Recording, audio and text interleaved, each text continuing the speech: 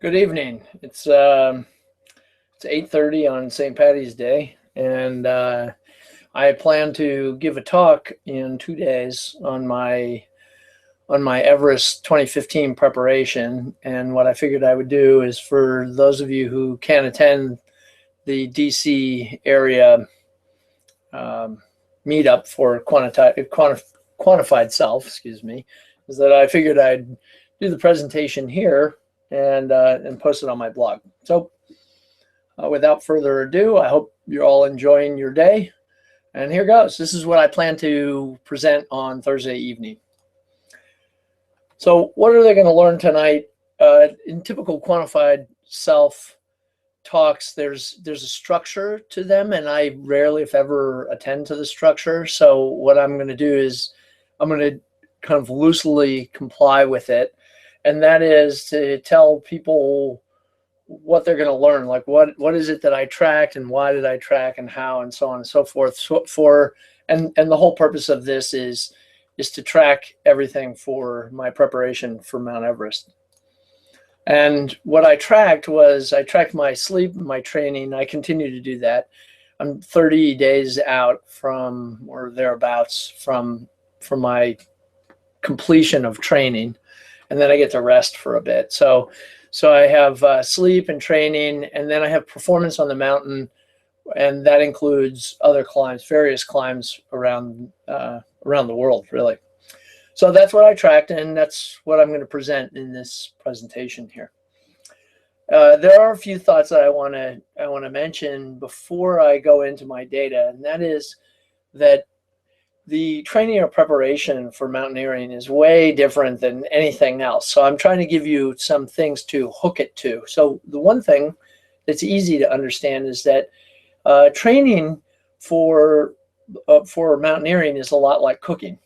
It's similar to it, and that it's everything my friend Bill tells me. Cooking is easy. It's just time and temperature. He's an awesome cook and way better than I am as a mountaineer. But the analogy holds, is that time and temperature matter, and time is certainly relevant in temperature in cooking and intensity in training. So time and temperature matter. Time and intensity matter in training, and that's what I'm going to display to you tonight. And then second is recovery is very important for preparation, because it takes a long time to prepare for an event like this. And the easiest thing to do is to get into a rut. And I've posted on my blog before about how routines sometimes can really be the death of us, because we end up sticking to routines in spite of the fact that the routine may actually be causing us harm. And then finally, training for climbing and mountaineering is not equal. It's not even close to training for sea level events.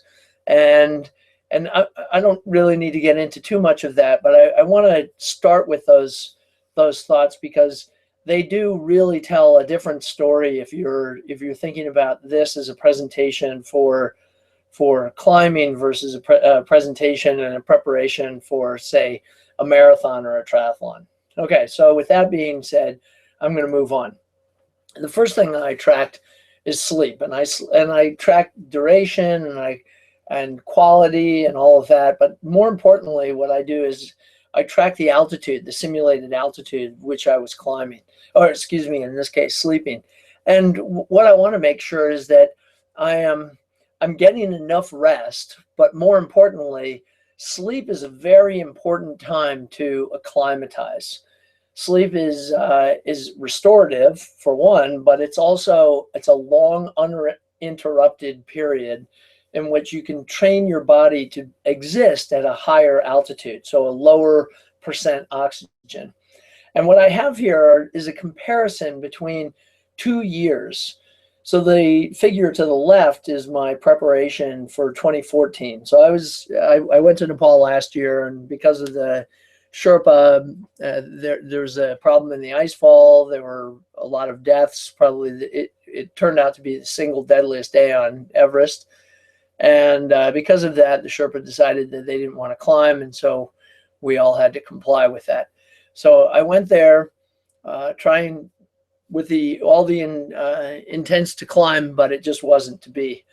So I have a really good comparison because I have last year's preparation as well as this year's preparation. And the other thing is I have my performance that I monitored while I was at base camp. And you'll see the figure to the left is my 2014 data. And you can see that they both start at about 5,000 feet and they slowly move their way up. And a better way to present this is to have them both superimposed, because this really tells the picture. And so my x-axis is the number of days before I depart. And you'll see that I'm sleeping at a way higher altitude much, much sooner in the green line, which is 2015, compared to the red line, which is 2014. And the reason why I'm doing this is it's almost as if the curve shifted to the left and I just got a way earlier start at sleeping higher. And the reason for that is I prepared to, and I climbed Aconcagua, which is a 23,000 foot mountain in Argentina. And by doing that, I was able to test certain things that I was interested in. So what I was testing was whether sleep was more important than training.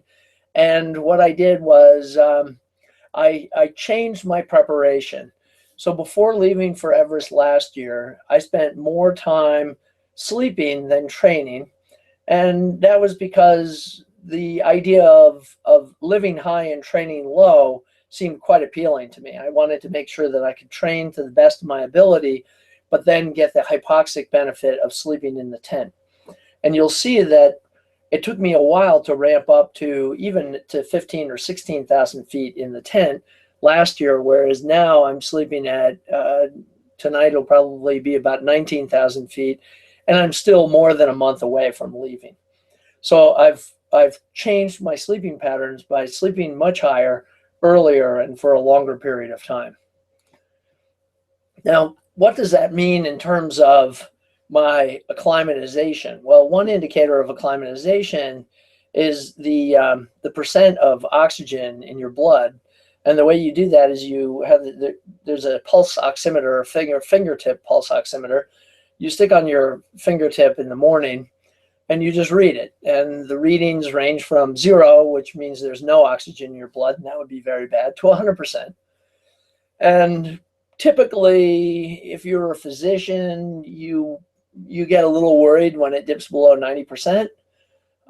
For mountaineers, especially for high mountains, you function pretty well up to about, I'd say, 75%. Below 75%, you run into some serious problems.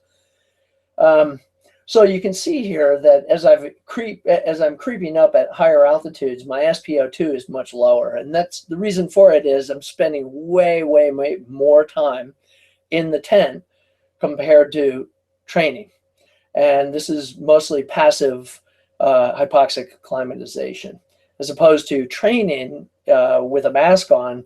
That's more active hypoxic acclimatization. So you'll see here that now that I've crept up much quicker to 20,000 feet or thereabouts, you'll see that my SpO2 drops to about 80%. 80%, I'm pretty good. I feel pretty good. I can still do puzzles and things like that. I test my cognitive ability routinely. And so this figure is really a nice comparison between the altitude and my oxygen saturation in my blood. So in general, what I'm getting is I'm getting much more stress this time around before I leave for Everest compared to last time. I'm getting much more stress in the tent. Okay. All right. Now, what does that mean in terms of what's my SpO2 by day rather than by altitude? And you'll see that these curves kind of parallel what I showed you before, where I've just gotten a much faster acclimatization curve, or at least a preparation curve for getting higher up on the mountain. And you'll see also that I'm 50 days out or so from departure, and I still have I'm at about, say, 82% is my expected value, whereas last year I was at about 90%. And that just meant that I spent a lot less time in the tent, and I spent more time acclimatizing by training. So also the big change in terms of those curves is that I shifted tents. So Hypoxico makes several tent sizes, and what I did was I had a big tent originally, and the big tent is great for about 12,000 feet. And then I shifted to a smaller tent, which is the tent on the left-hand side. And that smaller tent fits over a double bed, and it's pretty comfortable, and it's smaller in volume. It's probably, my guess is about half the volume of the big tent. And this year I've shifted, and you'll see the tents, these are two individual tents, and these two individual tents have much, much smaller volumes than even the small tent by Hypoxico. So I thank Brian for getting me the tent on the left, which is the Hypoxico tent, and it's superb. It's very small, and so therefore with the hypoxic unit, I'm able to decrease the percent oxygen much, much quicker, and therefore get a much higher simulated altitude. So the big change comes in my tent, but also comes